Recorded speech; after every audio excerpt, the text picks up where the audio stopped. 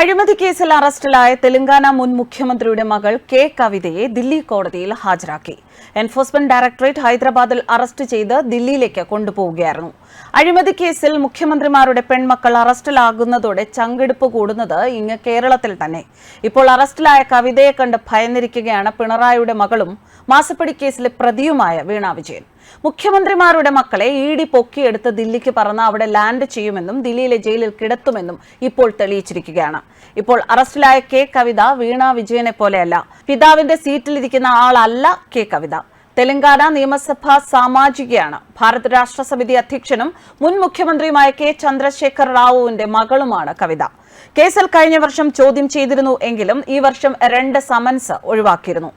ഇപ്പോൾ ഈ മുൻ മുഖ്യമന്ത്രിയുടെ മകളെ അറസ്റ്റ് ചെയ്ത് ദില്ലിക്ക് കടത്തിയത് അവരുടെ വീട് റെയ്ഡ് ചെയ്താണ്. ലോക്സഭാ തെരഞ്ഞെടുപ്പിന് ആഴ്ചകൾക്ക് മുൻപും തെലങ്കാനയിലെ കോൺഗ്രസ് സർക്കാർ 100 ദിവസം തികയുന്ന ദിവസവുമാണ് ഇഡിയുടെ മിന്നൽ നീക്കങ്ങൾ ഉണ്ടായത്.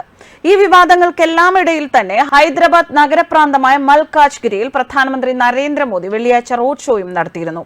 ദില്ലി മദ്യ അഴിമതി കേസിൽ എൻഫോഴ്സ്മെന്റ് ഡയറക്ടറേറ്റ് ഇന്നലെ വൈകിട്ട് ഹൈദരാബാദിലെ വീട്ടിൽ നിന്ന് അറസ്റ്റ് ചെയ്ത BRS നേതാവ് കെ കവിതയെ ഇന്ന് രാജ്യ തലസ്ഥാനത്തെ റോസ് അവന്യൂ കോടതിയിൽ ഹാജരാക്കി.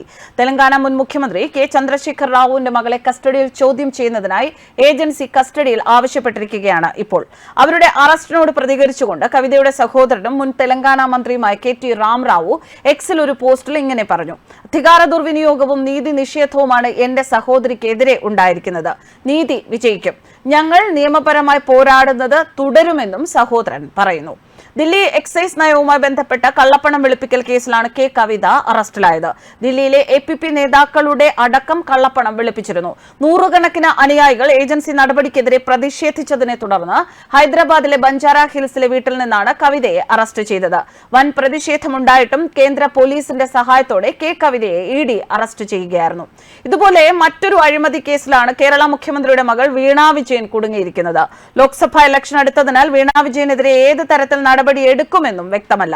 വീണ വിജയൻ ഇപ്പോൾ പലയിടത്തും മാറി താമസിക്കുന്നു. ഏജൻസികൾക്ക് അറസ്റ്റിനും മറ്റും പിടികൊടുക്കാതെ പാർട്ടി ഗ്രാമങ്ങളിൽ രഹസ്യമായി കഴിയുന്നുവെന്നും പറയുന്നു. വീണ വിജയനെ അറസ്റ്റ് ചെയ്യാതിരിക്കാനാണ് മന്ത്രി മുഹമ്മദ് റിയാസിന്റെയും മുഖ്യമന്ത്രിയും പിതാവുമായ പിണറായി വിജയന്റെയും എല്ലാ ശ്രമങ്ങളും. എന്നാൽ കേരളത്തിൽ BJPക്ക് 2 ലോക്സഭാ സീറ്റുകൾ കിട്ടിയാൽ സ്ഥിതിഗതികൾ മാറും.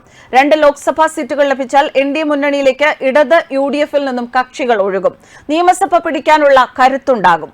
അങ്ങനെ വന്നാൽ പിണറായി വിജയനെ ലാവ്ലിൻ കേസിലും വീണ വിജയനെ മാസപ്പടി കേസിലും അറസ്റ്റ് ചെയ്യാൻ സാധ്യത തെളിയും. BJPക്ക് നിയമസഭ പിടിക്കാം എന്ന് ഉറപ്പ് കിട്ടിയാൽ മാത്രമേ പിണറായി വിജയനെയും കുടുംബത്തെയും അറസ്റ്റ് ചെയ്യൂ എന്നറിയുന്നു. കാരണം അല്ലാത്ത പക്ഷം ഇടത് സർക്കാരിനെ വീഴ്ത്തിയാൽ പകരം വരുന്നത് മുസ്ലിം ലീഗിന്റെ UDF സർക്കാരാണ്. അതിന് BJP കേന്ദ്ര നേതൃത്വം തയ്യാറുമല്ല.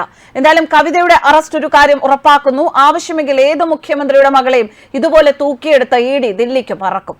ന്യൂസ് ഡെസ്ക് കർമ്മ ന്യൂസ്.